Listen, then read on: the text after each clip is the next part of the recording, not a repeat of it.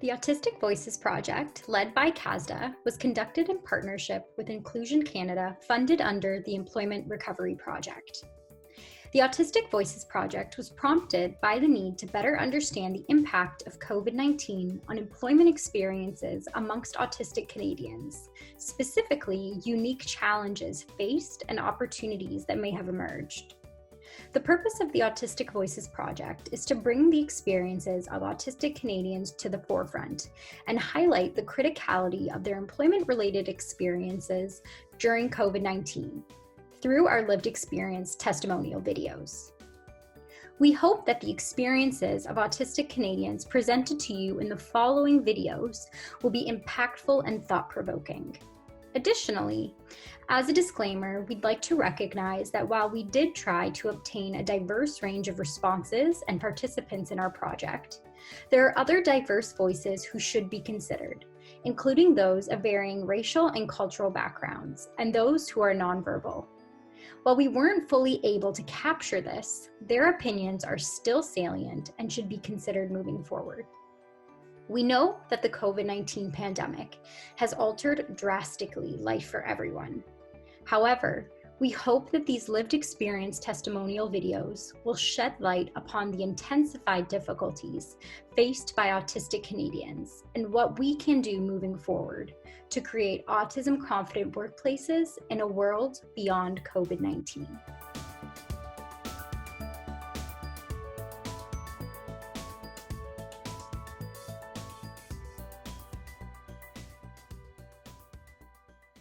Inspired, motivated to serve as anyone in need, and I strongly urge you to understand what life is like for all of us, especially being on the spectrum. But we all have something to learn and teach people, no matter who they are. I would love to get a job, remove barriers, teach every person in this world what it's like to live with a disability, live in the real world, what it's like to have a label attached to you, and also understand what life is like, having to go through it day in, day out, living in poverty. And we need to be recognized for aspirations, the generosity of what people can give to help one another. I'm probably one of the fewest luckiest people on earth for someone under the spectrum to still have work. My workplace has adapted to be able to handle this pandemic. To those who aren't really lucky enough, I suggest that they still hold on to hope and that they try their best to overcome both the pandemic and their lack of jobs or the struggling jobs and whatnot. It's best that they stand their ground and fight off against the pandemic instead of just giving up. I believe autistic workers can be an asset to the job in general because autistic workers can be very loyal and they can be very punctual and very structured. No wonder why sometimes autistic people, they get really upset when things change because it's so new to them and they're not used to it. In the job area, a lot of times we'll need extra time for training or just really get the chance to get to know us.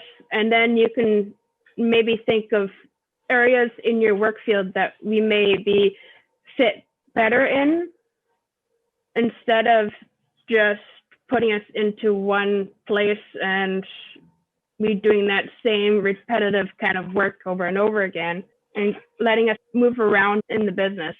I am happy now. I'm still wear a mask and keep going to work. Keep on working and keep on talking like this. This is my life. I have to get on with this. It's a matter of unlocking that gift and preserving it, moving it towards production, and helping people with autism to receive valued social roles. People with autism can look at different Zoom meetings that can help them find jobs, just like I did for Centennial College. They could go to special job organizations that specialize in finding autistic employment. Employers need to start thinking of neurodivergent people as assets to their businesses, not liabilities. We're people just like you that have hopes and dreams.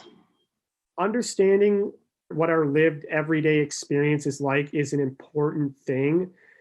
And understanding accommodations and all of that are important. I would say one of the big things would be to engage with people like myself, to listen to us, to understand our needs. For example, open plan offices, horrible for somebody like me because noise and everything, very annoying. I mean, just walking down the street sometimes can be a very intense experience for me.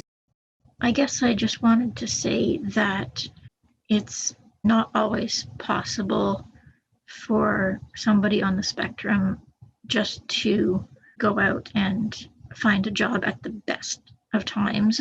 So right now, if you're having a hard time finding a job, that is something that's, I think, very common, and people shouldn't blame themselves. People who have someone on the spectrum in their life should try to take note of that.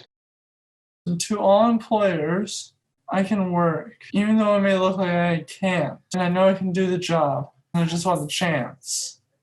There really needs to be a push to have cooperation between the federal and provincial governments. People with federal disability benefits got extra money this year, where is if you're under provincial, you didn't get that money. And that really didn't sit well with me. Yeah, I got passport money in advance, but we're treated as second-class disabled people. Really was not acceptable to me. Be patient with people. Patience goes a long way. Have patience, have empathy.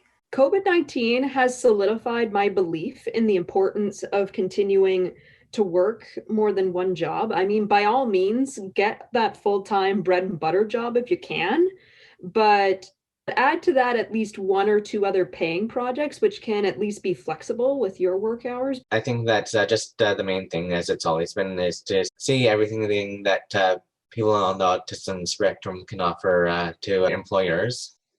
Basically, for this COVID-19 thing, be patient with yourself and be awesome to one another.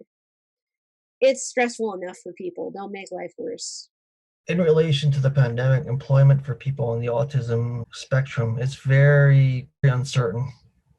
It's just too much is up in the air. And I just want to see the finish line in terms of concrete employment strategies from our government. Genuinely really try and get to know the employer or employee, because I think that's one thing that my manager talks about when I tell him about how he's really supportive of me. He always says that that's one of the positives of the coronavirus, is that we've gotten to know each other better because we're doing Zoom every week and we talk for an hour. We have lunch for 30, 40 minutes every week. We have that time to chat. He understands me because I usually will have a list of questions I want to ask him or thoughts I want to share with him that came up throughout the week, and we had that chance to really talk in depth. And I'm just trying to be happy with what I have. Since I do have that one time for in-person interaction, I think that's why I don't get burned out, because I'm like, I'll just be happy with what I have.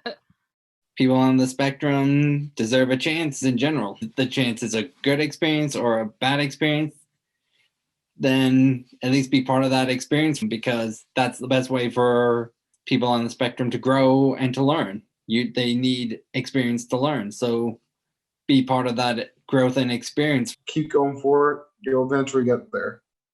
It doesn't matter how many times you take, just keep going. I would love to see employers take COVID as an opportunity to be more compassionate workplaces and to be more accessible workplaces for autism, because I think all of what everyone's experiencing now, working from home and sort of going, wow, this is really difficult and I don't work well this way. Those are things that I think autistic folks and neurodiverse folks just in general spend a lot of time dealing with that in your everyday work environment. So I would just like to encourage employers to recognize that stress that you're feeling, that anxiety, the feelings of helplessness or that you're not doing enough, you're not doing good enough, That's what a lot of your employees might be feeling all the time in what you consider normal work circumstances. So maybe instead of going back to normal, going back to something that's a little bit better for everyone.